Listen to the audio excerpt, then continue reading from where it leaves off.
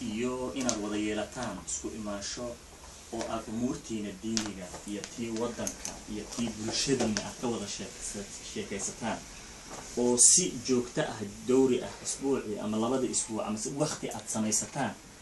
bixaddi daatiha waxay ku tusaysaa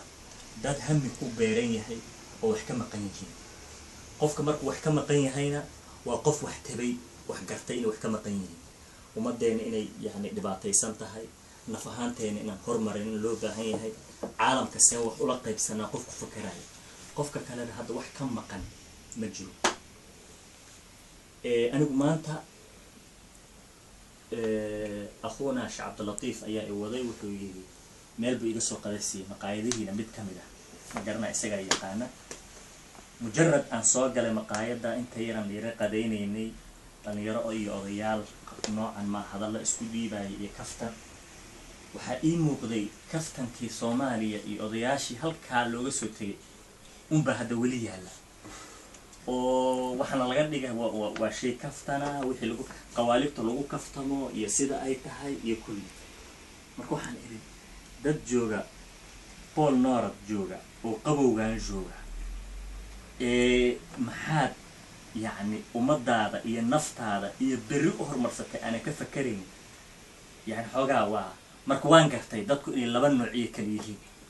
marka intii kulankan ka soo gaaray aad baan u degdegsanaay waxa la ma sha Allah dadkan yani alaqal inaan aan arko noocyo kale oo iyadana si kale u fakaraysa inaan arko aad bay maqana i farxinaysa waxaan rabaa mowduuc yar inaan caaw ka wada sheekaysano waxaan soo maray hadda sanadkii horena waan imid sanadkan waan Europe wala wadaas markii ugu horeysay Europe imi Muqdisho ku noolahay marka aan imaado dadka aan iraahdo Europe imiyo waxaan rabaa inaan laabto way la yaabanayeen see u laabanaysa Ilaahay ku keenay marka Ilaahay ku keenay meeshaan meel lagu soo noqdo maaha marka waxa iigu muhiimsanay dhowr meelna waan soo maray hadda intaan joogay Sweden دور مجال صومري الدنمارك أودنسا والروسيا وكوبنهاجن انتبه لقاءاتنا كسوسمية أصلاً هرم صومري فنلندا قرشه أهل مركز أنت عند يعني شعب لطيف iyo magaalada Bergen marka aan dhameysto inaan xagga aan aado laakiin hadda uu degdeg baan u laabanayaa insha Allah waqti kale inuu noqdo mowduuca ayaamahan aan aadka ugu weynaa wuxuu ahaa mowduuc baxthi aan ka qoray oo paper aan ka qoray oo Soomaali maxaa la yiraahdaa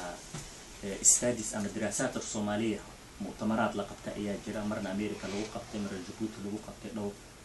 baxthigay waan geeyay kadib yani dhowr mu'tamar oo saaso kale geeyay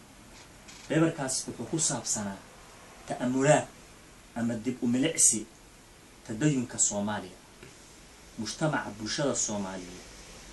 ku dhaqanka diinta ay ku dhaqmayso maxaa asal oo